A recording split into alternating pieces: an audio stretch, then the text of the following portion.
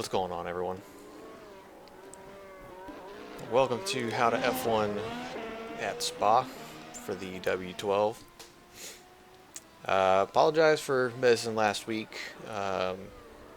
Like many of you, I was still trying to figure out the car and try to put something together that I felt was valuable. But unfortunately, by the time I was able to do that, I had some issues in production with that video.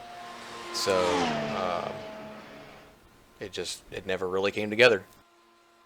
So anyway, this car obviously is quite a bit different from the McLaren. It's a whole lot faster, way more grip, and I'm still trying to uh, find the very limit of it. Obviously, not just the greater downforce, but I feel like the car is also a lot less forgiving when you get the rear end to come around.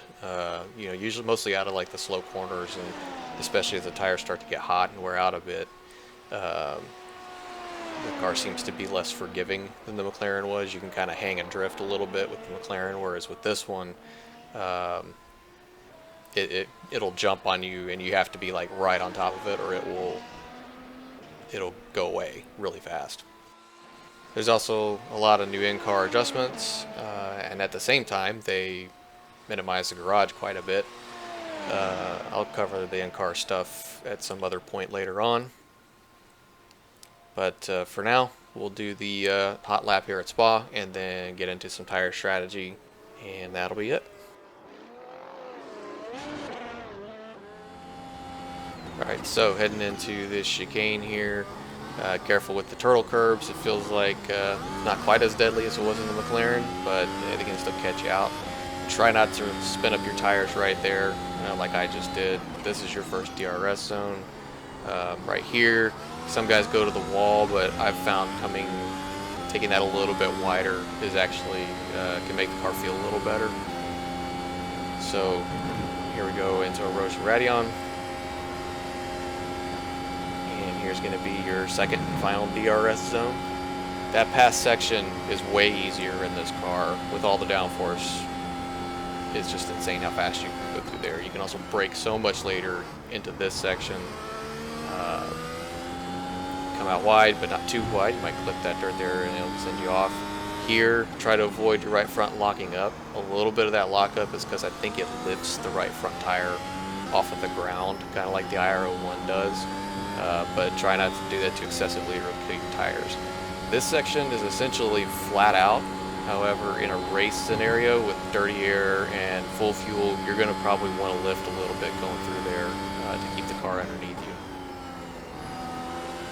Sweep through this section here. In qualifying, I've been taking this corner in 5th gear, but in the race with all the fuel, you'll want to probably drop down to 4th to get that little extra acceleration.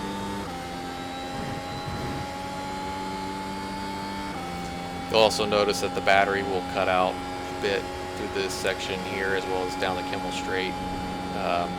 Same problem the McLaren had, so just be mindful of your battery usage. Here you can go through this section in 2nd or 3rd. In fact, I would recommend 3rd for the chicane as well as turn 1 if you're having issues spinning up the tires on exit. So there you go. There's a lap at Spa in the new Mercedes W12 Formula 1 car.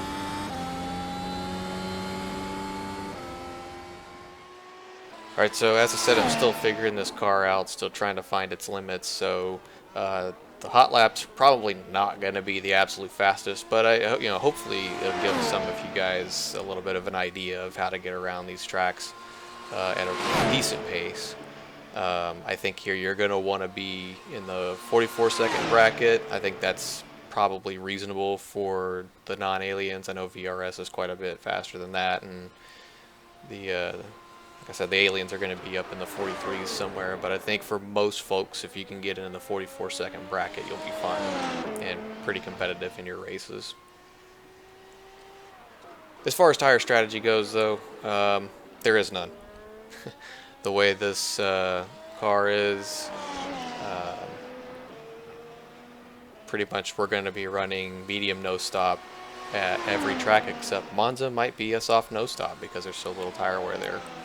Um, here's to hoping that iRacing will do something to adjust the tires so that we can have a little bit of strategy in these races. Um, but for now, this is what we're stuck with. I get that it's probably balanced for the 100% series that's coming next year, but I'd imagine there's something they could do, turning up the track temperature or increasing the pace delta between the different compounds would probably help a little bit. So, hopefully they make some changes soon. But anyway, that'll do it for this week. We will catch y'all for the next one.